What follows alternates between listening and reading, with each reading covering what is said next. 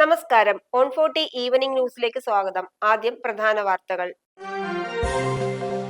ചിക്കമംഗളൂരിൽ കാണാതായ ശ്രീനന്ദയുടെ മൃതദേഹം കണ്ടെത്തി.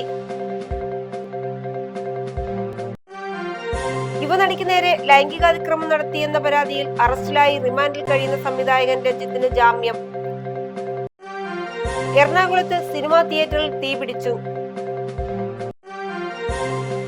KSRTCയുടെ ഉത്തരവ് റദ്ദാക്കി സുപ്രീം കോടതി. എറണാകുളം DCC പ്രസിഡന്റ് മുഹമ്മദ് ഷിയാസ് മത്സരിച്ച കൊച്ചി മണ്ഡലത്തിൽ പ്രചരണം പാളിയെന്ന് കോൺഗ്രസ് വിലയിരുത്തൽ.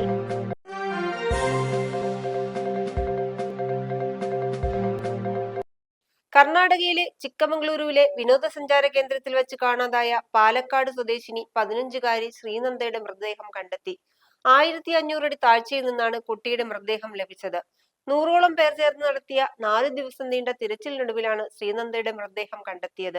പാലക്കാട് കടമ്പഴിപ്പുറം സ്വദേശികളായ രമേശ് രോഹിണി ദമ്പതികളുടെ മകളായ ശ്രീനന്ദയെ ചൊവ്വാഴ്ച വൈകുന്നേരമാണ് യാത്രാ സംഘത്തിൽ നിന്നും കാണാതായത്. മാണിക്യധാര വെള്ളച്ചാട്ടത്തിന്റെയും ബാബാ ബുദാൻ ഗിരിക്കുന്നിന്റെയും ഭാഗത്ത് വെച്ചാണ് കുട്ടിയെ കാണാതായത്.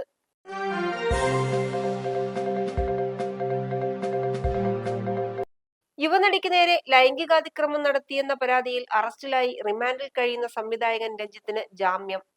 കർശന ഉപാധികളോടെയാണ് രഞ്ജിത്തിന് ജാമ്യം ലഭിച്ചിരിക്കുന്നത്. എറണാകുളം ഫസ്റ്റ് ക്ലാസ് മജിസ്ട്രേറ്റ് കോടതിയാണ് രഞ്ജിത്തിന് ജാമ്യം നൽകിയത്. ജാമ്യം ലഭിച്ചാൽ പ്രതി സാക്ഷികളെ സ്വാധീനിക്കുമെന്നായിരുന്നു പ്രോസിക്യൂഷൻ കോടതിയിൽ വാദിച്ചത്. എന്നാൽ പ്രതി സാക്ഷികളെ സ്വാധീനിക്കാൻ ശ്രമിക്കില്ലെന്നും സാക്ഷികളുടെ പരിധിയിൽ പ്രവേശിക്കില്ലെന്നുമാണ് പ്രതിഭാഗം അഭിഭാഷകൻ കോടതിയിൽ വ്യക്തമാക്കിയത്.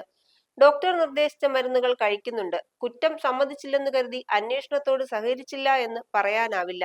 ഏത് അന്വേഷണത്തോടും സഹകരിക്കുമെന്നും അന്വേഷണ ഉദ്യോഗസ്ഥന് മുന്നിൽ എപ്പോൾ വേണമെങ്കിലും ഹാജരാകുമെന്നും രഞ്ജിത്ത് കോടതിയെ അറിയിച്ചു.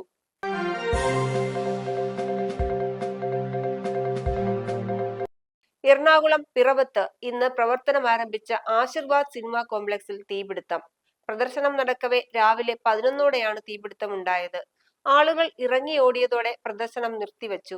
ഷോർട്ട് സർക്യൂട്ടാണ് അഗ്നിബാധയ്ക്ക് കാരണമായതെന്നാണ് പ്രാഥമിക നിഗമനം. വാഴ 2 പ്രദർശനത്തിനിടെയാണ് സംഭവം. തിയേറ്ററിൽ നിന്നും പുക ഉയരുന്നത് കണ്ട കാണികൾ പുറത്തേക്കിറങ്ങി ഓടി. ഇതോടെ കോംപ്ലക്സിനുള്ളിലെ എല്ലാ തിയേറ്ററുകളുടെയും പ്രവർത്തനം നിർത്തിവെക്കുകയായിരുന്നു.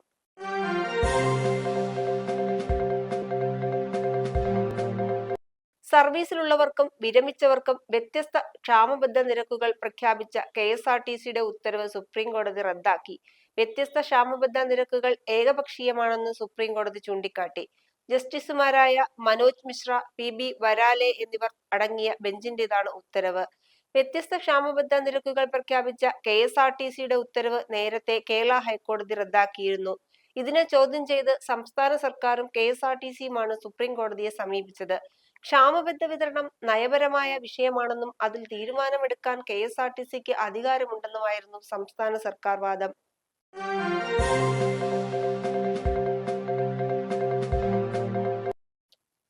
എറണാകുളം DCC പ്രസിഡന്റ് മുഹമ്മദ് ഷിയാസ് മത്സരിച്ച കൊച്ചി മണ്ഡലത്തിൽ പ്രചരണം പാളിയെന്ന് കോൺഗ്രസ് വിലയിരുത്തൽ.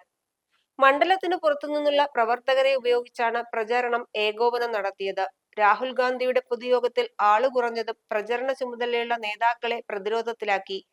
പ്രചരണം പാളിയിട്ടില്ലെന്നും മികച്ച ഭൂരിപക്ഷത്തിൽ ജയിക്കുമെന്നും പ്രചരണ ചുമതലയിൽ ഉണ്ടായിരുന്ന N വേണുഗോപാൽ പറഞ്ഞു.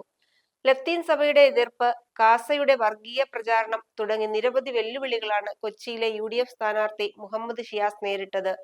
ഇത് ഫലപ്രദമായി ചെറുക്കാൻ പ്രചരണ ചുമതലയുണ്ടായിരുന്ന നേതാക്കൾ ഇടപെട്ടില്ലെന്നാണ് പ്രധാന പരാതി.